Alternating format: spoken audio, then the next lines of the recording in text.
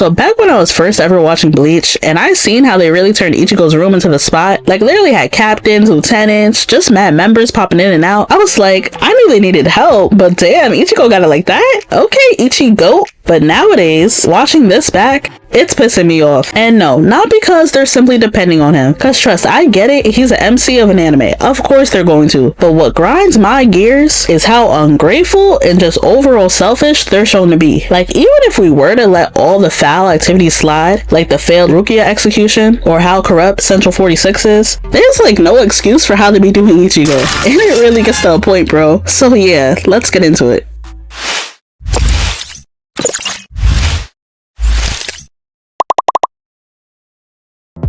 So like I was saying, it's actually really easy to look over it because of how well he interacts with some of them. But if you really pay attention to how they treat Ichigo, it's not good. And yes, while they do a ton of foul things in general, I don't know about y'all, but I never really viewed the Soul Society as straight up good guys. I've more so seen them as morally gray, or better yet, unnecessary evil. Like, look at the original Gold Team members.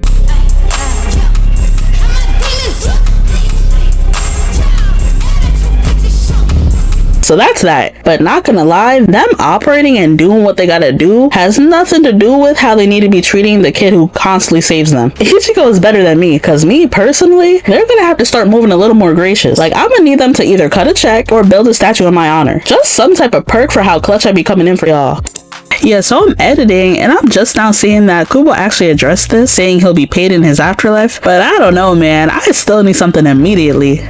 So that's why I want to make this a two-parter. Well, that, and now I have an excuse to use both these thumbnails. But in this part, we're going to focus more on just Ichigo's toxic relationship with them. And then I want to know, if y'all were him, would y'all still be helping the Soul Society as much as he does? And then in part 2, we're going to get into all their worst crimes, hypocrisy, and just shady behavior in general. You know, all that good stuff. But let's look at all the reasons of why Ichigo should have and could have been good off them. Going in order, we have Rukia's failed execution, depending too much / using Ichigo as a tool, the constant lies and lack of trust, Squad Zero sitting on their ass, and the absolute worst one, trying to make Ichigo the new Soul King. So yeah, let's start with Rukia's execution. And I know this is more so for part 2 where we talk about all their crimes, but I do need to mention it here because this is really what kicks it off. As we know, Central 46 called for Rukia's execution for giving her powers to a human, which would be Ichigo. But there was so much wrong with this. Yes, she did break a law, but Rukia didn't just willy-nilly pass her powers out. Let's not forget she was badly injured, and besides dying, this was her last resort. Also, Shinigami, aka Soul Reapers, are supposed to protect humans, so if this was the only thing she could do to protect the humans in that area, in theory she's doing her job. Unfortunately, Central 46 didn't care about any of that, and while we do find out it was actually the fake Central 46 controlled by Aizen calling for her execution, my issue is there were people that thought this punishment was pretty extreme for her crime, yet they were still gonna sit by whether they agreed or not and let it happen. Well, besides Ukitake. So one, that just makes me think about how many other times something like this actually happened due to them just blindly following whatever the government says. And two, everyone here is really conditioned to put the law above all, and that is scary. Like Ichigo, once her own brother pulled up going mad hard trying to enforce it, literally escorting her to her death, then even fought you twice, this should have been a huge red flag. Like damn, even the family's with it. So not gonna lie, right here is when he should have peeped game. If they are willing to move like this with someone who is one of them, imagine how they would move with you. Even Renji, who used to be super close with Rukia, failed her during this arc. How are you gonna fight the nigga actually trying to save her, lose, and then beg him to do what you should have been doing? Like, he really had the nerve to say he was gonna off Ichigo for taking Rukia's powers. Meanwhile, say Ichigo never pulled up. When were you gonna step in? What were you gonna do to help the situation? Oh right, nothing. I'm sorry, but Renji could never be my man after that. It shouldn't take another man to make you want to buck up for your crush / childhood friend. Like, it really wasn't until Ichigo stepped in where others started to feel a bit more bold or compelled to rebel too. And even then, Rukia herself was trying to accept her fate, and it was pissing both me and Ichigo off. I'm the rescuer here. You just shut up. Why don't you just go sit down and tremble in fear and cry out, save me, like you're supposed to.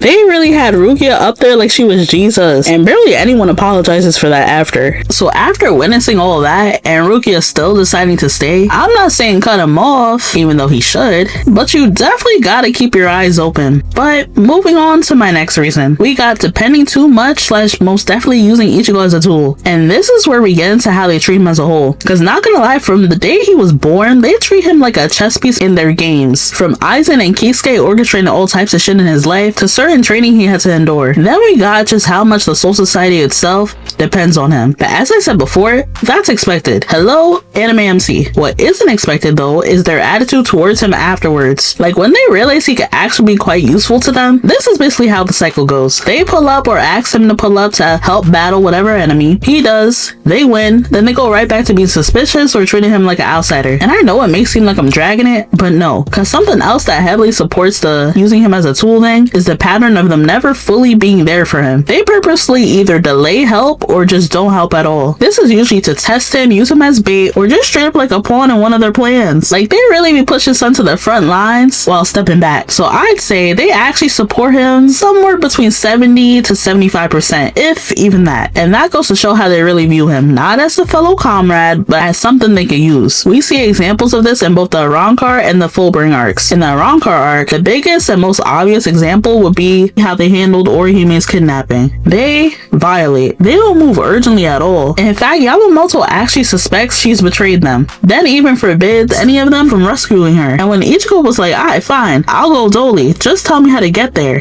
he forbids that too, saying Ichigo is too much of an asset to lose, especially right before they go to war. You must not!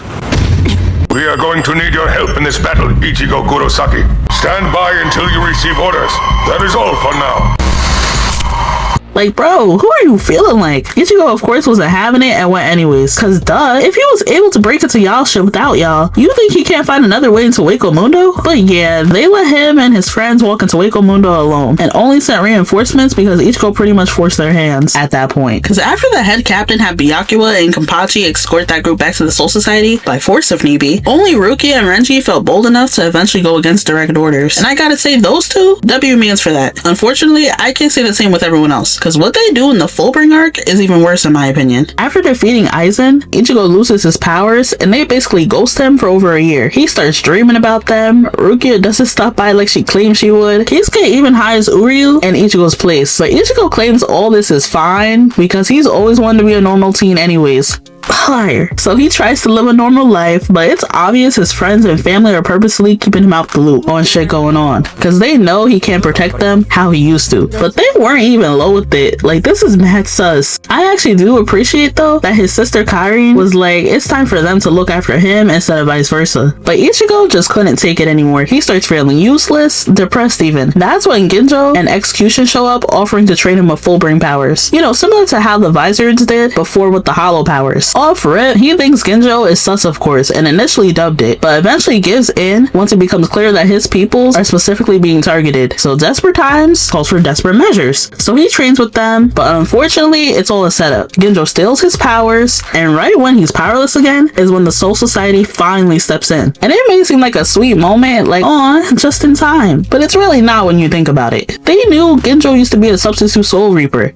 knew why he ran off, even knew he'd eventually go after Ichigo, yet they never warned him, not even in the slightest. Even Uryu thought it was weird. That's suspicious. That's weird. But Ichigo of course shrugs it off. They really allowed him to be powerless, depressed, manipulated, and then even traumatized, all so they could go through with this plan. For several reasons though. 1, to lure Ginjo out of hiding, which yep, sounds like using him as bait to me. 2, to test Ichigo's loyalty once he learned the truth about the substitute Soul Reaper badge, which we will get into. And 3 was to simply have him clean up their mess, because the moment they restore his powers, they say it's repayment for all he's done for them, but then they immediately point to Ginjo like, yeah, handle that, like he's their attack dog or something. We're only on my second reason, but as you can tell from these examples alone, this was never an equal beneficial relationship. And it's crazy because I'm not even the biggest fan of Konoha. I think I made that pretty clear on this channel, but I gotta give credit where it's due, because even though the Leaf had a lot of shady tendencies, after Naruto saved them from pain, there was no question on how they were gonna treat him. It's straight respect from there on out. Tsunade even went out her way to avoid using Naruto as a tool. The Soul Society, on the other hand,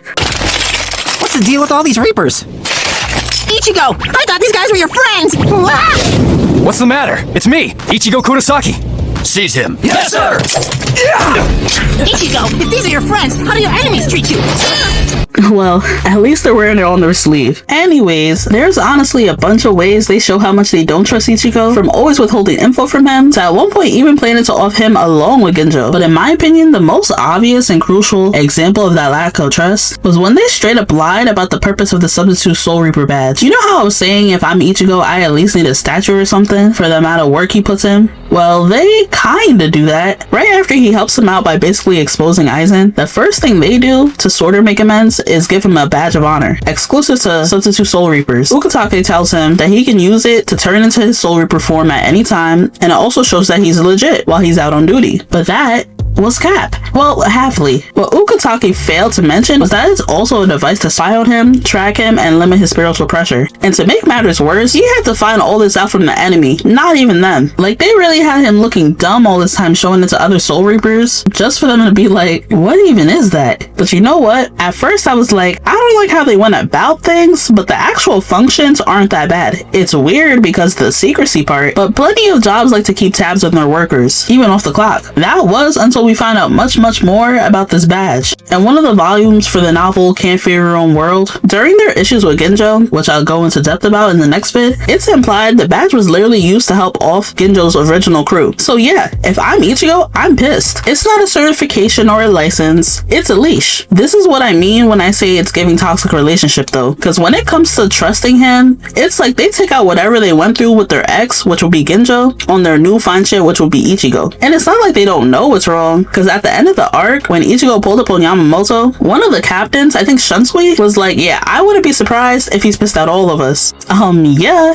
Unfortunately, Ichigo wasn't though. His reasoning was that Ukitake supposedly passed him the badge in a way where he knew it was cap and that he still trusts them, which is dumb. Because first of all, you might have suspected a little something, but you didn't know shit. If you always knew, what was all that shock about? And also, would you rather them just not cap at all instead of, well, yes, they did lie, but it was in a way where I knew they were lying. Yeah, not gonna lie, I think he was just happy to have his powers back, because to this day, I don't know how he just laughed that one off. And to be clear, I'm not saying he should have aligned with Genjo. Shit, I was even surprised when he requested to give him a proper burial. Like Shinji said, even though he's one to talk, pot calling the kettle black around this mother. Genjo for sure played in his face too, so the ass whooping is very much deserved. But to pretty much ignore the shadiness of the whole bad situation with the Soul Society itself, I don't know. But maybe I'm bugging. But to take it a step even further, we even see the lack of trust in the filler, specifically the Reigai arc. They immediately suspect Ichigo of working with the enemy, all because he lost the Daihon badge. And not gonna lie, when the captains start acting mad hostile towards him, I always found it weird how Ichigo barely even objected. He was confused, sure, but it really gave he was used to their distrust by now. Oh, and before someone tries to blame them moving like that just on the Reigai, aka clones walking around, let's not forget at the time that Ichigo was being suspected and arrested, yeah, there were Reigai, but there was also actual conscious captains there too. And even if we take them out the equation, the head captain himself was the one who cleared it in the first place, and he was definitely real. So once again, only Shunsui and Ukitake were actually trying to investigate before blaming Ichigo for what was going on. So yeah, I know it's filler, but back when Bleach was on Toonami, I had to watch all this shit play out. Plus, based on what we already seen in the canon, I think it holds up. They're only building on the behavior they've been displaying. Anyways, next up was Squad Zero sitting on their ass. Alright, we obviously know Squad Zero can't step in until Kubo writes them to, but in universe, them sitting back simply because they only deal with real threats, aka things that directly threaten the Soul King, is so crazy to me. I'm not saying step in for every single threat now, but why not prevent certain issues before it even gets to that level? Like specifically the one with Aizen. Because what if a threat of that level appears and Ichigo never pulls up? Now what? This is what I meant with them depending too much on Ichigo. Because say Ichigo was never born or just chose not to come around, they're either totally cooked or Squad Zero would definitely have to get off their ass. And I would have been tight if I'm Ichigo. All this breaking my back to help y'all out, and y'all have these secret extra niggas who just don't feel like helping? I was so happy when Ichigo actually said something to them. How incredibly pathetic.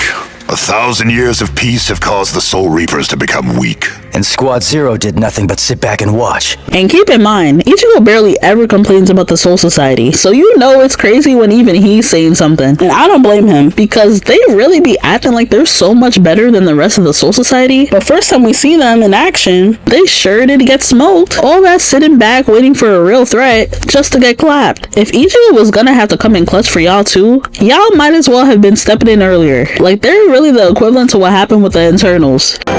The Eternals were watching. They just stood up there watching. They could have helped.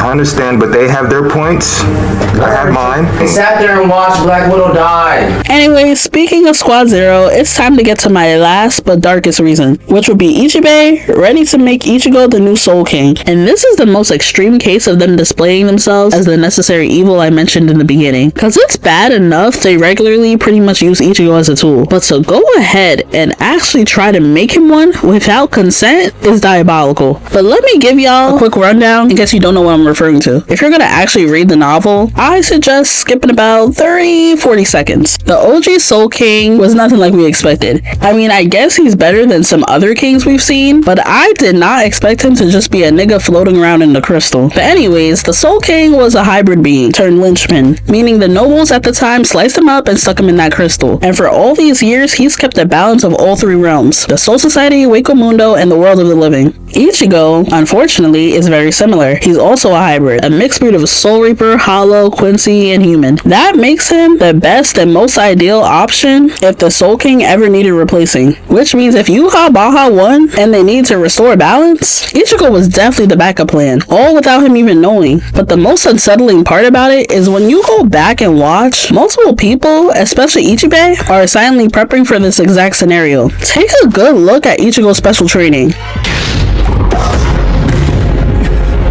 What the hell was that?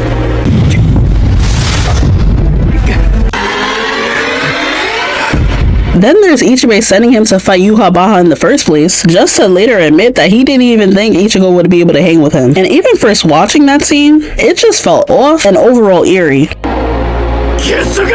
I'm sorry, humans, but you people will never be able to defeat Yuha Baha. But not to worry.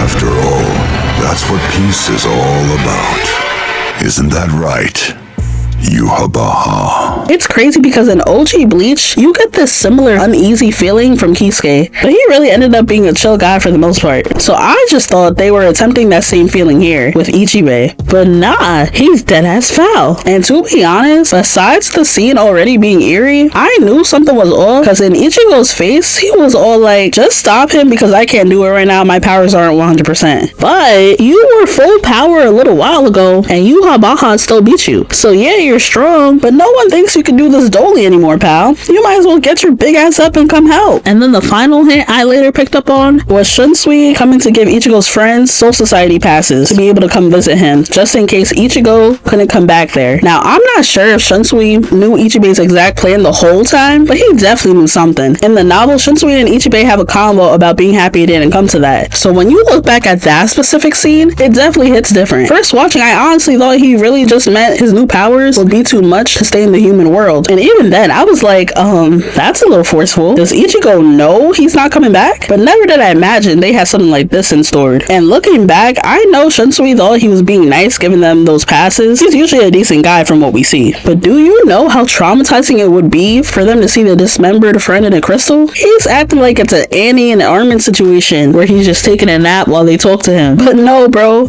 I even gave the benefit of the doubt, like, hey, maybe they won't have to dismember and put him in the crystal like the nobles did the OG. But they sure have to do it with Yuha Baha when they made him the replacement. Plus, Ichibei or Shunsui make this comment about how they would have been sad knowing they wouldn't be able to talk to him anymore. So yeah, it doesn't seem like Ichigo would have been in a better position than the OG or Yuha Baha. Ichigo cares about saving his loved ones, but I just can't see him agreeing to do this. Like, yep, slice me up and stick me in that crystal, guys. And clearly they didn't either, since they never even put him on about it. So that's why we gotta ask the question of, why does Ichigo Ichigo continued to help them. Not gonna lie, I always found it funny when villains would straight up ask Ichigo why he's even fighting, and he would have nothing to say each time. It's not until someone intervenes and encourages him to keep going where he proceeds to attack. So I don't know if you noticed, but when the topic comes up, he never really acknowledges how they treat him. And this is why I always say Rukia is just different. She must have that splat to her. She's making niggas do shit that don't even make sense. Like in the beginning of the 1,000-year Blood War, did y'all peep how they weren't all too sure if Ichigo was gonna pull up and help them? But Rukia was like, yeah, I know he's coming. And before someone says it's probably because it's been a minute, no, it's been a few weeks, at most some months. So besides him needing a hero type entrance, of course he was coming for Rukia. Nah, but for real, the reason he continues is simply because fighting and protecting his loved ones gives him purpose. I don't know how I didn't really peep before, but rewatching Bleach now, it's very clear that he suffers from depression. So Rukia passing him those powers really helped him out with that. He says it multiple times, especially during the Soul Society arc.